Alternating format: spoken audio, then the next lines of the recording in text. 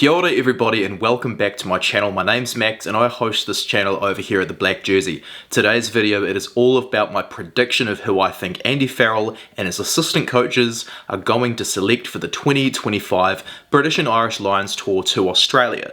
Before I start the video, I want to simply show you guys a list of players included in the team based on nationality, as well as denote the asterisks highlighting players who are not a citizen of the nation they represent, and also another asterisk in red denoting players who have gone on the Lions tour before.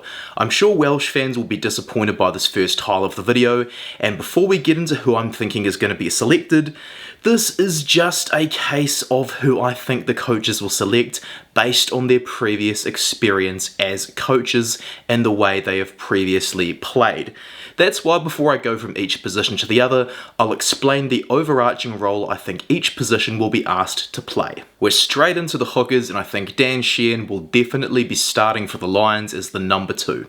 Dan Sheehan has been in phenomenal form ever since returning from his torn ACL in South Africa.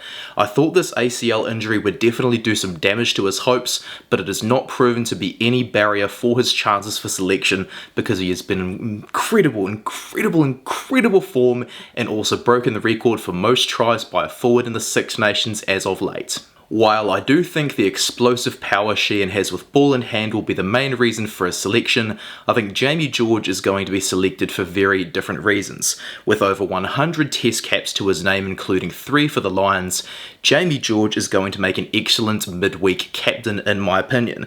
The fact that he's been on 2 Lions tours before, played more than 100 tests and has such a huge amount of experience just makes him a perfect candidate for this role. He's very similar to Sheehan there, and his ability to carry the ball, and of course he's a great jackal threat, meaning he's got a very good chance of going. As for the other hookers in contention, I think Ronan Kelleher is going to win out in comparison to the likes of Dave Cherry, Luke Cowan-Dickie, and Dowie Lake. Kelleher trained with the Lions before in 2021 as an unofficial 4th hooker in the squad. Kelleher is so similar to Sheehan in so many ways, and with 38 caps under his belt now, he is truly getting to the prime of his career.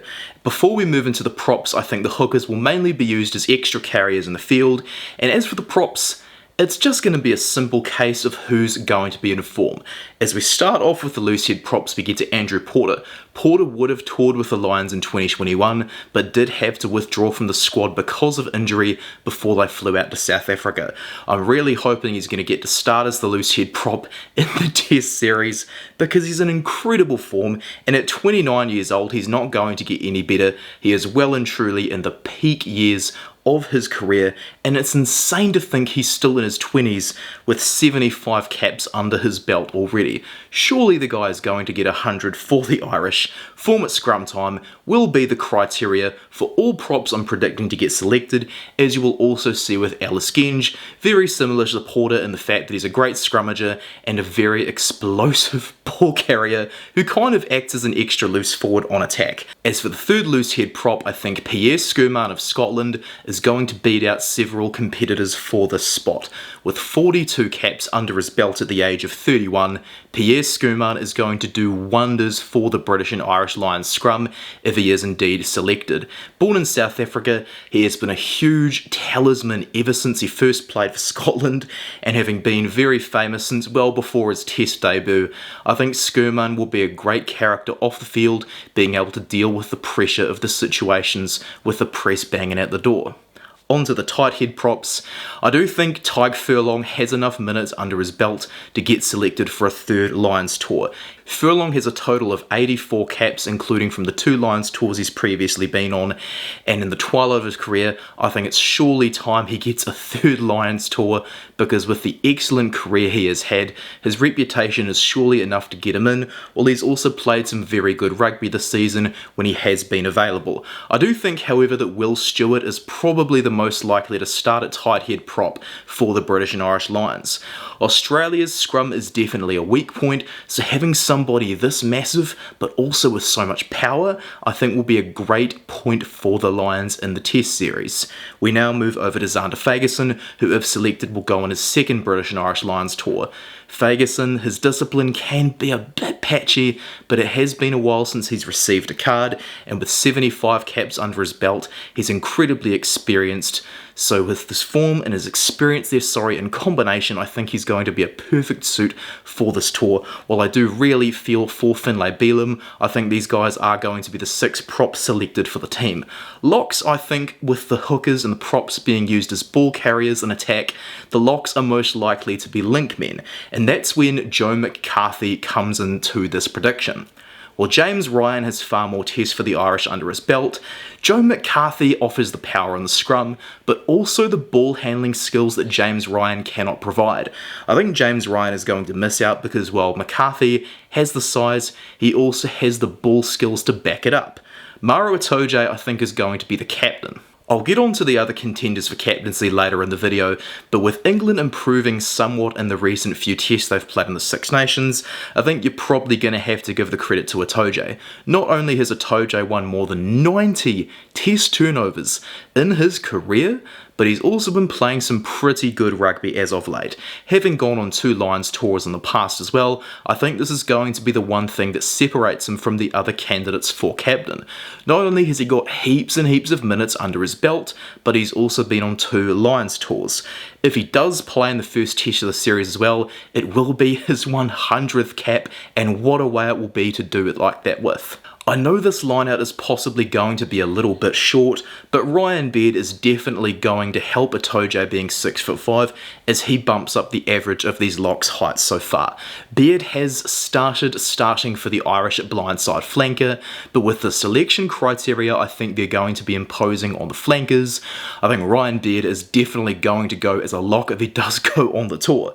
Similarly to Joe McCarthy, he's got a lot of size being 112 kilos, but he's also got excellent ball handling skills. The fact that he covers lock and flanker means he's also going to be a great option if they want to go for a 6-2 bench split. We now get into my first bolter of the predictions, and that is going to be Scott Cummings of Scotland. Scott Cummings is a player I didn't really appreciate enough for the first few years of his international career, but as he's had a huge share of the depth chart under Gregor Townsend's locks, well, he's going to be the best Scottish option for this tour. At the age of 28 and with 42 test caps, he's definitely starting to get up there in experience there, and he's also got very, very good cans. Lots of the other Scottish locks are kind of just big and clunky, whereas Cummings is probably the best option that can play under Andy Farrell's system. As for the last lock I think is going to be selected, it's Tadhg. Move on. Everybody knows he's going to be starting alongside Maro Itoje with 63 caps under his belt and in great form right now. Surely he will have one last Lions tour before announcing his retirement. As we get into the back row, I'm going to split the flankers and the number 8s up so I can give them a bit more distinction from one another. I think the flankers are going to be used as kick chasers so they can jackal the opposition team and win the ball back after box kicks. And with John Dalziel being one of the assistant coaches, Jamie Richie is surely going to get packed into the team as one of the token Scottish forwards. Jamie Richie was incredibly unlucky to miss out on the last tour, and he's in the form of his life. With the amount of caps he's got and the age he's at, he's never going to get any better at rugby, and with the fact that he was scapegoated after the 2023 Rugby World Cup by incredibly poor coaching, I think he has bounced back brilliantly. Full credit to the guy. I think he's going to go on the tour. However, I think Tom Curry is going to be starting at blindside flanker over Jamie Richie. The fact that they will be used as kick chasers in this way means they are essentially going to have 2 open side flankers on the field. Tom Curry has probably started more tests at number 6 than number 7 for England. Though he prefers to play open side, I think Tom Curry is going to suit the situation best, having been the first choice number 7 on the previous British and Irish Lions tour. He's going to be excellent as a post-jackal threat, and look at how young he is and how many caps he has already. Surely he is the best person for this job if they want to go for dual open side flankers. The only Welshman who I think is going to be going on this tour is Captain Magnificent Jack Morgan. Morgan is truly just a complete player and a bright, shining light for a team that should truly just be a tier 2 nation at this point. He has world-class work ethic, as I say. He can act as an extra link man, but also run up the guts and carry hard despite just being 105 kilos. He's got a very, very high try to test ratio, as you can see as well, so surely this should point to his work ethic, given he's often in a losing team. This will return us back to the jobs for the boys comments from the haters. I think Josh van der Fleer is finally going to go on a Lions tour as well. The fact that he's 32 years old and is yet to go on a Lions tour, despite being the 2022 World Rugby Men's 15s Player of the Year, well, it just seems right that he will finally go on one. Being one of Andy Farrell's favourites and being a great option for the kick chasing means he's going to do very well over here. He's very familiar as well with the Irish cover defence strategy, which will allow him to win a fair few turnovers for the Lions if selected in the tests. Now we go to Ben Earl. I think that Rory Darge and Ben Curry have both put together some pretty compelling cases, but I think that if they do go for a third open side, it will go to Ben Earl so he can also provide cover at number 8. The fact that he can play these positions and centre makes him a potential option if they want to go for a 6-2 bench split as well. With 41 caps under his name, he's got far more experience than Darge or Ben Curry, while he's also so used to the kick chasing system that Richard Wigglesworth has coached England to do over the last few years. We now get to the number 8, who I think are going to both be used as great carriers. Kalin Doris. Need I say more? I think this guy is going to be the vice-captain of the British and Irish Lions. While I would prefer to select this guy as the captain himself, he hasn't been on a Lions tour before, and I don't think Andy Farrell is going to be daft enough to just give jobs to the boys, as people in the comments section are indeed saying. He's so experienced and a devastating ball carrier, so we'll have to go on the tour. Jack Conan is the closest replica to Kalin Doris, not only in playing style, but with caps, club he plays for, and of course, the fact that he's more of a specialist edge forward than a specialist number 8. As we go through the forwards in this slide here, I think the halfbacks are mostly going to be selected for their box kicking, and before we get into those scrum halves, let's just roll a little bit of an ad break. Let's be honest with ourselves, guys. Jamison Gibson Park is the only real choice to start at number 9 for the British and Irish Lions. Best 9 in the world, the first name on the team sheet, and an absolute maestro for his adopted country that he is now a citizen of. The other scrum halves I think are going to go to Alex Mitchell. The fact that Alex Mitchell has played so many minutes with Ben Earl at test level makes him a very compelling candidate, while of course he's played in the Richard Wigglesworth style of kick-chasing attack. It's not necessarily Alex Mitchell's natural game though, which means they can potentially work a few extra plans for that second half around Alex Mitchell's natural flair that he often shows off in Northampton. Having that shared experience with 9 and 10 options in the squad, 8 and 10 options, I think just makes him a bit more of a compelling case than 1 year ago when I didn't think he was going to make the squad. And Ben White I think is going to be the third choice.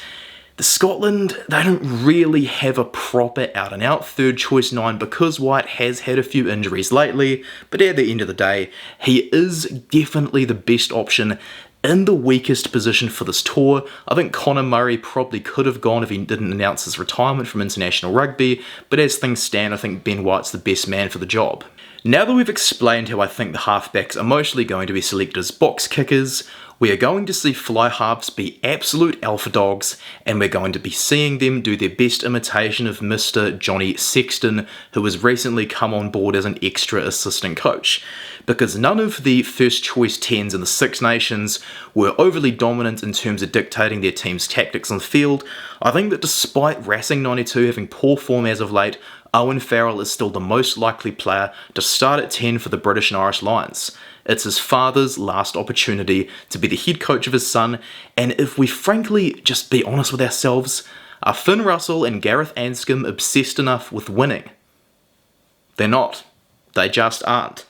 If you see the photos of all these fly halves, just check how animated their body languages are. If Farrell goes on the tour as well, there's the fact that he will be the most experienced player and having scored the second to highest points in the history of the game, With the other 10s with experience not firing, he's the best replica that you're going to find. He's won every major trophy he's competed for up until joining Racing 92, aside from the World Cup and World 15's Men's Player of the Year. Farrell is England's greatest ever player, and with the dearth of experience at 10 right now, he's going to be a best option for this tour.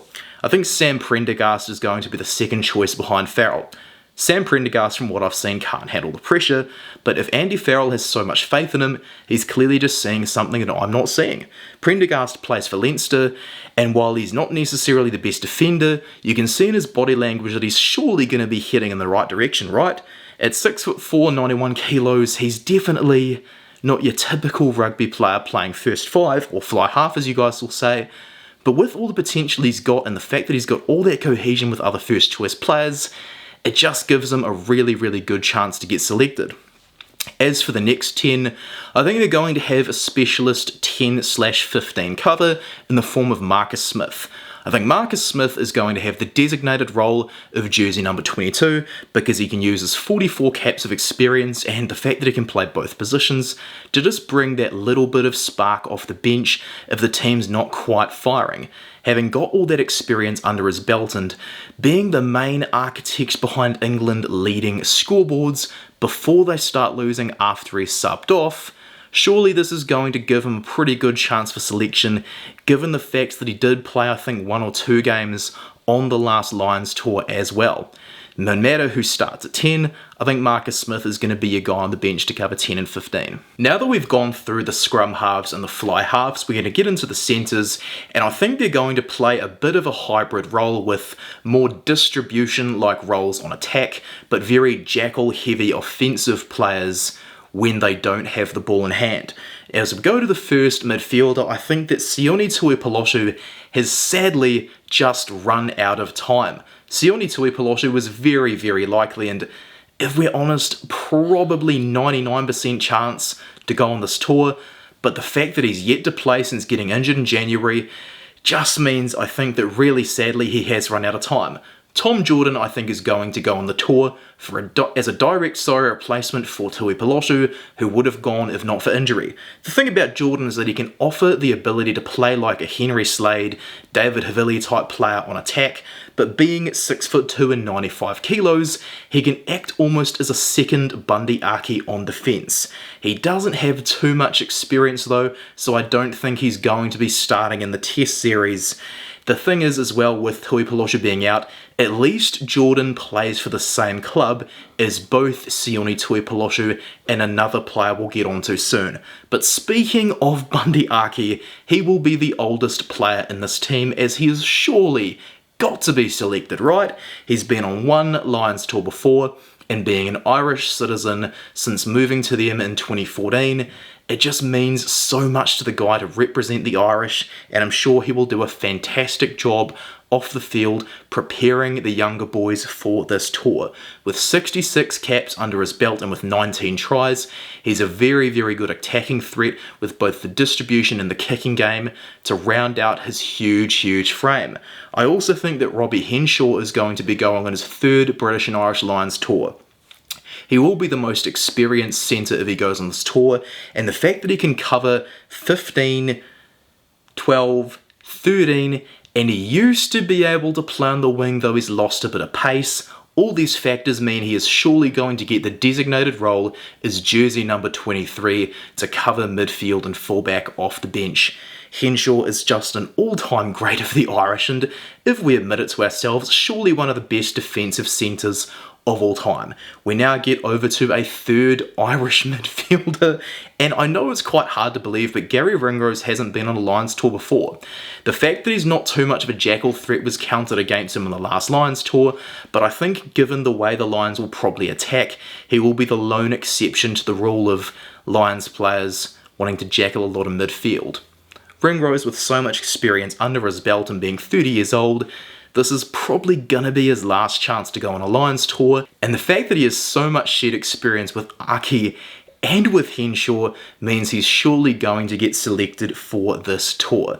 The last midfielder I'm going to talk about is Hugh Jones, a great combination with Sione Tuipulotu before Tuipulotu went down. But the fact that he's so similar to Ringrose on attack and also a very strong jackal threat on defence means he's surely going to get selected for this tour. He's one of Scotland's all-time leading try scorers as well, so can kind of play as an extra winger on attack. His distribution is just elite as well, and the fact that he's played with Jordan for several years at club level means they can still offer up a strong combination despite Tuipulotu likely missing out due to injury, as Ollie Lawrence is obviously missing out due to injury as well. We're now going to talk about the outside backs. I don't think they're only going to select 5. For whatever reason, I just cannot, for the life of me, get the image of Tommy Freeman wearing a Lions jersey out of my head. But the fact that Duhan van der Merwe has been declared fit to return from injury means I just have some feeling as well that Freeman may miss out.